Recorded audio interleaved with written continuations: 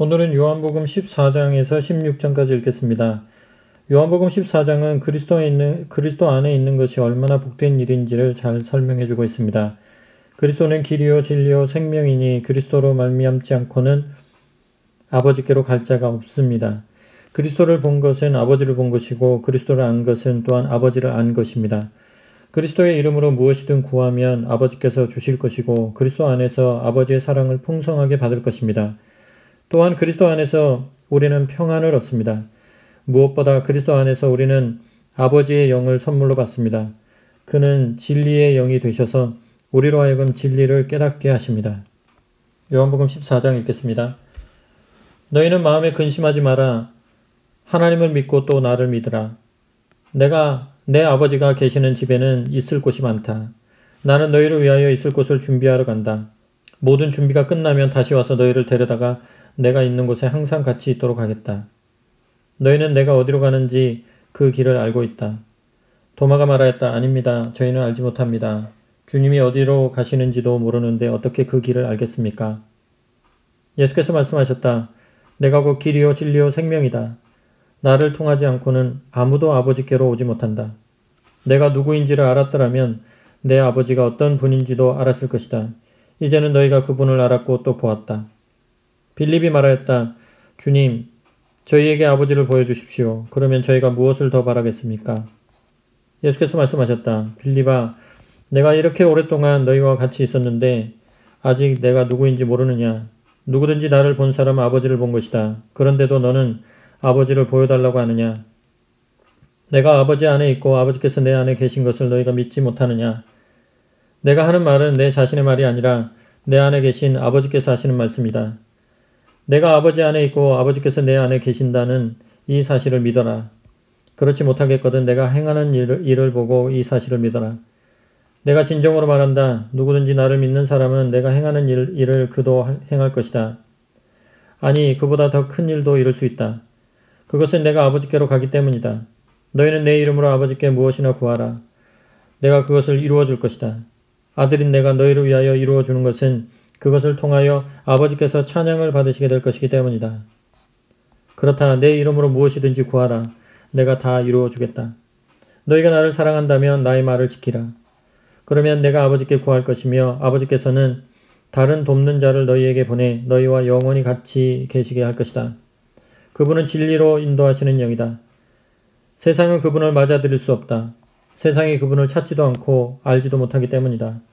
그러나 너희는 그분을 알고 지금은 그분이 너희와 함께 계시고 훗날에는 너희 안에 계실 것이기 때문이다. 나는 너희를 벌판에 버려진 고아처럼 내버려 두지 않고 너희에게 다시 오겠다. 얼마 안 있어 나는 세상을 떠나겠지만 너희는 나를 다시 보게 될 것이다. 내가 살아있고 너희도 살아날 것이기 때문이다.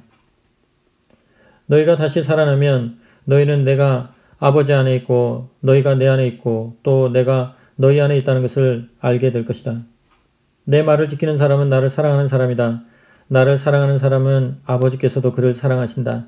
그리고 나도 그를 사랑하여 내 자신을 그에게 나타내 보일 것이다. 가룟 사람이 아닌 다른 유다가 물었다. 주님, 주께서 저희 제자들에게만 자신을 나타내 보이시고 세상에는 나타내시지 않는 이유가 무엇입니까? 예수께서 말씀하셨다. 나를 사랑하는 사람은 내 말을 지킬 것이다. 그러면 아버지께서도 그를 사랑하실 것이고 아버지와 나는 그에게 가서 그와 함께 살 것이다. 내 말을 지키지 않는 사람은 나를 사랑하지 않는 것이다. 기억하라. 너희 질문에 대한 이 대답은 내 마음대로 한 것이 아니라 아버지께서 일러주신 것이다. 너희와 함께 있는 동안에 나는 많은 것을 너희에게 당부하였다. 이제 아버지께서 내 대신에 보내실 돕는 자이신 성령이 오시면 또다시 많은 것을 너희에게 가르쳐 주실 것이다. 그리고 내가 너희에게 말한 모든 것을 또다시 일깨워 주실 것이다. 나는 너희 마음에 평안을 남기고 한다. 내가 주는 평안은 세상이 주는 평안과는 다르다. 그러니 불안해하거나 두려워하지 마라. 내가 너희에게 한 말을 기억하라. 나는 떠난다. 그러나 나는 너희에게 되돌아올 것이다. 너희가 나를 진심으로 사랑한다면 지금 내가 나보다 더 위대하신 아버지께로 갈 수 있게 된 것을 기뻐할 것이다. 내가 미리 너희에게 이렇게 두는 것은 이 일이 일어날 때에 너희 믿음이 흔들리지 않게 하려는 것이다. 너희와 이야기할 시간도 이제는 얼마 남지 않았구나. 이 세상에 악한 통치자가 오고 있다. 그러나 그는 나를 지배할 능력이 없다. 다만 나는 아버지께서 요구하시는 일을 이룸으로써 내가 아버지를 사랑하고 있다는 것을 세상에 알리려는 것이다. 일어나라, 가자. 요한복음 15장은 어떻게 해야 참된 지혜를 얻고 참된 선을 행할 수 있는지를 가르칩니다. 예수님은 자신을 참 포도나무, 하나님을 농부로 비유합니다. 그리고 제자들을 그 나무에 붙어있는 가지로 비유합니다. 그러므로 제자들이 열매를 맺기 위해서는 반드시 예수님께 붙어 있어야 합니다. 내 안에 거하라, 나도 너희 안에 거하리라. 가지가 포도나무에 붙어 있지 아니하면 스스로 열매를 맺을 수 없음 같이 너희도 내 안에 있지 아니하면 그러하리라. 그 열매는 사랑의 계명을 지키는 것입니다. 예수님도 아버지의 계명을 지켰습니다. 그러므로 우리도 예수님의 계명을 지켜서 열매를 맺어야 합니다. 또 다른 열매는 이 세상에 속하지 않는 것입니다. 우리가 예수님 안에 거하면 세상은 우리를 미워하게 됩니다. 세상은 자기에게 속한 자들만을 사랑하기 때문입니다. 요한복음 15장 읽겠습니다. 나는 참 포도나무여 내 아버지는 농부이시다. 아버지께서 열매 맺지 않는 가지는 모두 잘라내시고 열매 맺는 가지는 손질하여 더 많은 열매를 맺게 하신다. 그분은 내가 너희에게 일러준 말을 통해서 이미 너희를 깨끗이 손질하여 주심으로써 많은 열매를 맺도록 해주셨다. 너희가 내 안에 있고 내가 너희 안에 있게 하라. 가지가 포도나무에 붙어있지 않으면 열매를 맺을 수 없는 것과 같이 너희가 나를 떠나서는 열매를 맺을 수 없다. 나는 포도나무여 너희는 가지다. 누구든지 내 안에 살고 내가 그 안에 살면 많은 열매를 맺을 것이다. 너희가 나를 떠나서는 아무것도 할 수 없다. 만일 누구든지 나를 떠나면 필요 없는 가지처럼 버려질 것이요 말라서 다른 것과 함께 묶인 채 불에 태워질 것이다. 그러나 만일 너희가 내 안에 살며 내 말을 자발적으로 따르게 되거든 무엇이든지 원하는 것을 구하라. 그대로 이루어질 것이다. 내 참제자가 된 사람은 풍성한 열매를 맺는다. 그래서 이것으로 내 아버지께 큰 영광을 돌리게 되는 것이다. 아버지께서 나를 사랑하신 것처럼 나도 너희를 사랑하였으니 내 사랑 안에 살아가라. 너희가 내 말을 지키면 내 사랑 안에 사는 것이다. 그것은 마치 내가 아버지의 말씀을 따르며 그분의 사랑 안에 사는 것과 같다. 내가 이런 말을 하는 것은 나와 같은 기쁨이 너희에게도 충만하게 하려는 것이다. 그렇다. 너희 기쁨의 잔이 넘칠 것이다. 내가 너희를 사랑한 것 같이 너희도 서로 사랑하라. 친구를 위하여 목숨을 버리면 그보다 더 큰 사랑은 없다. 너희가 내 말을 지키면 너희는 내 친구다. 나는 이제부터 너희를 종이라고 부르지 않겠다. 주인은 종들에게 비밀을 털어놓지 않기 때문이다. 이제 너희는 내 친구다.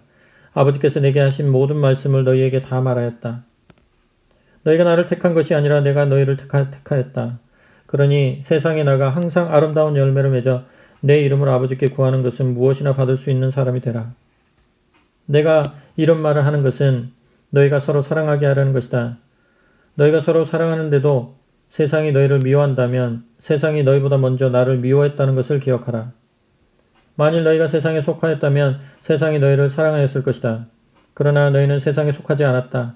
그것은 내가 너희를 세상에서 택해내었기 때문이다. 그래서 세상이 너희를 미워하는 것이다. 내가 너희에게 종이 그의 주인보다 높지 못하다고 한 말을 기억하고 있느냐? 그들이 나를 박해하였다면 자연히 너희도 박해할 것이다. 반대로 만일 그들이 내 말을 들었다면 너희 말도 들을 것이다. 너희가 내게 속하였다는 이유로 세상 사람들은 너희를 박해할 것이다. 그것은 그들이 나를 보내신 하나님을 알지 못하기 때문이다. 만일 내가 와서 그들에게 알려주지 않았다면 그들은 죄가 없었을 것이다. 그러나 이제 그들은 자기들의 죄에 대하여 변명할 여지가 없다. 누구든지 나를 미워하면 내 아버지도 미워하는 것이다. 만일 내가 그들 앞에서 아무도 행하지 못하였던 놀라운 일들을 행하지 않았다면 그들은 죄가 없었을 것이다. 그러나 그들은 내가 행한 일들을 보고도 나와 내 아버지를 미워하였다. 이것은 그들이 까닭없이 나를 미워하였다고 예언된 말씀이 이루어진 것이다. 그러나 나는 돕는 자, 곧 진리의 원천이신 성령을 너희에게 보내겠다. 그분은 아버지께로부터 너희에게 오셔서 나에 관하여 모든 것을 알려주실 것이다. 그리고 너희도 처음부터 나와 함께 있었으니 나를 모든 사람들에게 증거하게 될 것이다. 요한복음 16장은 지혜의 영이요 진리의 영이신 성령님에 관한 말씀이 나옵니다. 예수님은 자신이 떠나면 보혜사가 올 것인데 그가 성도들에게 유익할 것이라고 약속하십니다. 그분은 죄에 대하여 의에 대하여 심판에 대하여 세상을 책망하시는 분입니다. 또한 모든 진리 가운데로 인도하시는 분이고 그리스도의 영광을 알리시는 분입니다. 성막을 건축할 때 오홀리압과 부살렐에게 그렇게 하신 것처럼 성령님은 신자들의 마음속에 그리스도의 집을 짓고 그리스도의 진리를 따르도록 힘을 주십니다. 잠언이 말하는 모든 지혜의 권면을 힘써 듣고 마음과 삶을 돌이켜 그렇게 살도록 하십니다. 하나님은 이스라엘 가운데 거주하시기 위해 성막을 지었지만 이제 그리스도 안에서 우리 모두의 마음은 성령의 전이 되었습니다. 그러므로 우리는 오늘도 그리스도에게로 인도를 받아야 합니다. 그리스도 안에 있어야 합니다. 요한복음 16장 읽겠습니다. 내가 이런 일을 너희에게 일러두는 것은 너희의 믿음이 흔들리지 않게 하려는 것이다. 너희는 회당에서 쫓겨날 것이다. 사람들은 너희를 죽이는 것이 하나님을 섬기는 일이라고 생각할 때가 올 것이다. 그들은 아버지나 나를 알지 못하기 때문에 그런 일을 저지르는 것이다. 그렇다. 지금 내가 이렇게 너희에게 말해두는 것은 그런 일이 닥쳐올 때를 대비하여 너희에게 경고해 두려는 것이다. 내가 더 일찍 이런 말을 하지 않았던 것은 내가 지금까지는 너희와 함께 있었기 때문이다. 나는 지금 나를 보내신 분에게로 간다. 그런데도 너희 가운데 아무도 내가 어떤 목적으로 가는지 관심을 가지는 사람도 없고 그 이유를 묻는 사람도 없다. 너희는 오직 슬픔으로만 차 있다. 그러나 사실은 내가 떠나가는 것이 너희에게 더 유익하다. 만일 내가 가지 않으면 돕는 자께서 오실 수 없다. 내가 가야 그분이 오신다. 내가 가서 그분을 보낼 것이기 때문이다. 그분이 오시면 이 세상의 죄와 하나님의 정의와 심판에 대해서 잘못 생각하고 있는 점을 깨닫게 하실 것이다. 세상의 죄란 곧 나를 믿지 않는 것이고 너희가 의롭다는 인정을 받아야 할 필요가 있는 것은 내가 아버지께로 돌아가 너희가 더 이상 나를 보지 못하게 되기 때문이고 심판에서 구출을 받아야 한다는 것은 이 세상의 통치자가 이미 심판을 받았으니 너희도 심판받지 않도록 경계할 것을 이르는 말이다. 내가 아직도 너희에게 하고 싶은 말이 많으나 지금은 너희가 그것을 다 이해할 수가 없다. 그러나 돕는 자 곧 진리의 성령이 오시면 너희를 모든 진리 가운데로 인도하실 것이다. 그분은 자신의 생각대로 말씀하시지 않고 들은 것만 너희에게 전해주실 것이며 미래에 있을 일도 알려주실 것이다. 그분은 나를 찬양하실 것이며 내 것을 받아 너희에게 알려줌으로써 나를 크게 높이실 것이다. 아버지의 모든 것이 다 내 것이다. 이런 까닭에 돕는 자이신 성령께서 내게서 받은 것을 너희에게 알려주실 것이라고 내가 말한 것이다. 잠시 후에 나는 떠나간다. 그러면 너희는 더 이상 나를 보지 못하게 될 것이다. 그러나 또 잠시 후에 다시 나를 보게 될 것이다. 제자들 몇 명이 서로 말하였다. 주께서 하시는 말씀을 하나도 알아듣지 못하겠군. 잠시 후라니 그것이 도대체 무슨 뜻일까? 예수께서는 제자들이 묻고 싶어하는 기미를 알고 말씀하셨다. 너희는 내가 말한 뜻을 묻고 있느냐? 내가 진정으로 말한다. 내게 어떤 일이 일어나면 세상은 크게 기뻐 날뛰고 너희는 슬피 울 것이다. 그러나 너희의 눈물은 너희가 나를 다시 보는 순간에 큰 기쁨으로 변할 것이다. 그것은 여자가 아기를 낳았을 때의 기쁨과도 같다. 여자가 아기를 낳으면 불안은 기쁨으로 바뀌고 고통은 잊어버린다. 지금은 슬퍼하지만 내가 너희를 다시 볼 때에 너희는 기쁨에 넘치고 아무도 그 기쁨을 너희에게서 빼앗지 못할 것이다. 그때에 너희는 아무것도 내게 물을 필요가 없다. 너희가 직접 내 이름으로 아버지께 구하면 아버지께서는 너희의 구하는 것을 다 이루어 주실 것이다. 지금까지는 너희가 그렇게 하지 않았다. 그러나 이제는 그렇게 하라. 내 이름으로 구하라.